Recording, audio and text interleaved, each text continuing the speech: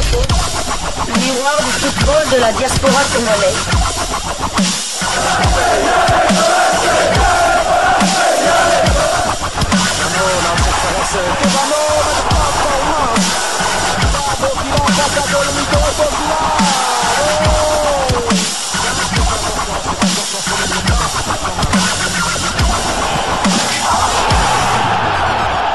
Diasco Foot, le miroir du football de la diaspora congolaise.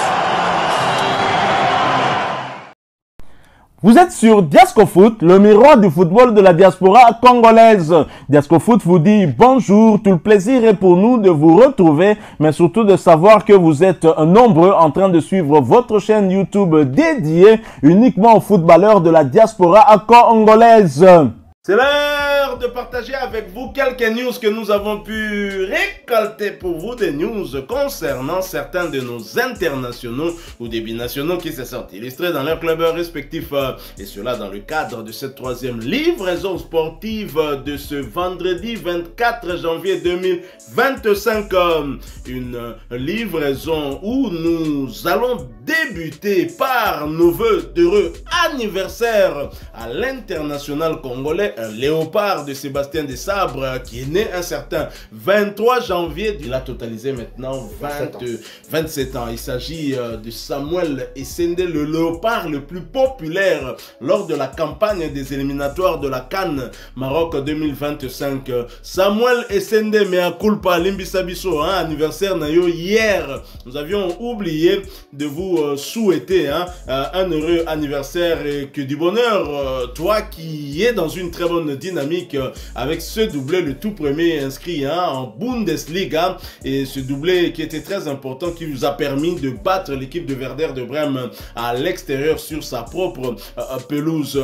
Mbotama Elamu Samuel Essende au soufflaki hier 27 bougies nayo, comme j'en fais facilité, tolobara toujours mieux vaut tard que jamais. Mbotukulu Mbote Samuel Essende, que du bonheur, nous espérons en tout cas que cette 27e année va vous apporter encore plus de motivation pour continuer à marquer des buts et à laisser votre empreinte dans cette équipe d'Augsbourg qui joue bien évidemment le maintien. Si on vous avait recruté, c'est justement pour marquer des buts, et c'est ce que vous êtes en train de faire de la plus belle des manières. Et cette troisième livraison nous emmène du côté de la Belgique, un pays où a transité Samuel Essende.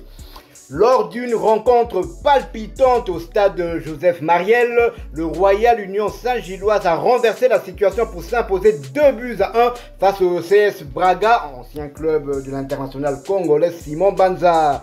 Lors de l'affrontement de la 7e journée de l'Europa League, Franjo Ivanovic a brillé en inscrivant les 2 buts qui ont permis à l'équipe locale de prendre l'avantage. Braga avait ouvert le score dès la 16e minute grâce à une belle action orchestrée par Amin El Ouazani. Malgré ce départ difficile, le Royal Union Saint-Gilloise a affiché une résilience remarquable. Le tournant du match est survenu tôt en seconde mi-temps lorsque Ivanovic a trouvé le chemin des filets à la 49e minute, suivi d'un autre but à la 74e pour sceller la remontée. La performance impressionnante d'Ivanovic lui a valu d'être désigné homme du match avec 2 buts marqués et 2 tirs cadrés. Ses contributions se sont révélées décisives pour garantir cette victoire cruciale.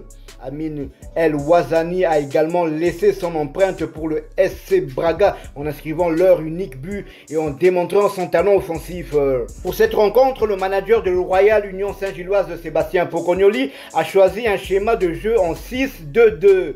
Les joueurs clés comprenaient le gardien Anthony Maurice et une ligne défensive solide composée de Ross Skiles, Christian Bourgues, Fed Leysens, Koki Machida, Camille Van de Peer et Noah Sadiki. Le milieu de terrain était occupé par Ousseinou Nyang et Anwar At El Hadji, tandis que Franjo Ivanovic et Mohamed Fousseni étaient les attaquants.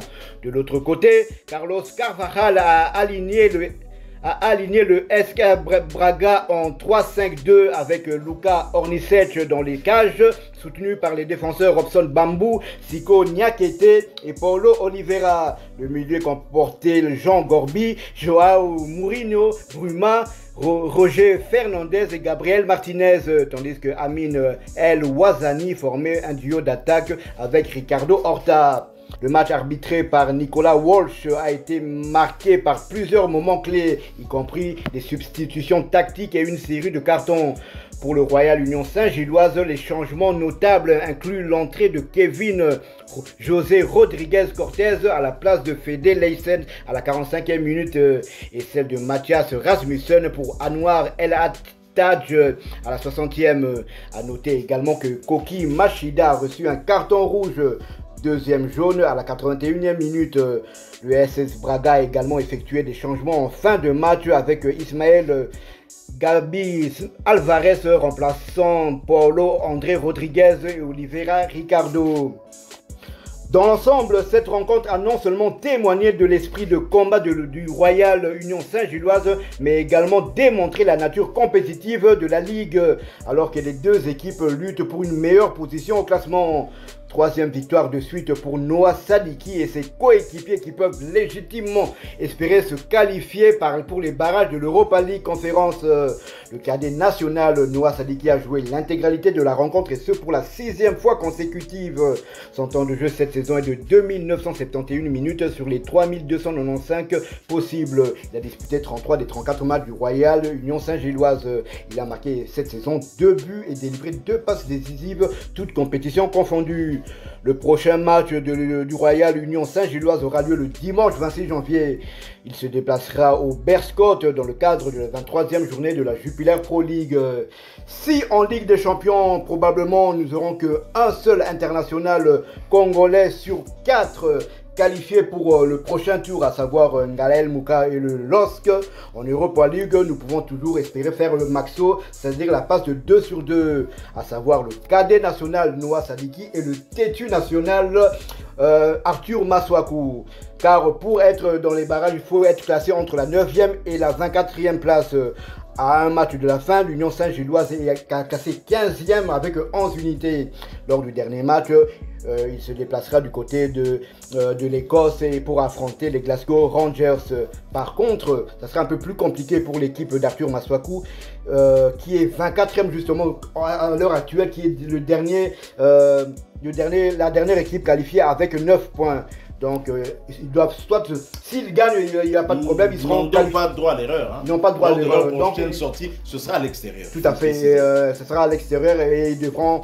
Oui, ça sera à l'extérieur chez les Néerlandais de Twente. Les Néerlandais d'ailleurs que l'équipe de Noah Sadiki avait battu du côté de la Hollande. Donc, ce n'est pas un match a priori difficile pour le Beşiktaş. En tout cas, une victoire du Beşiktaş leur assurait d'office une qualification pour les barrages de l'Europa League.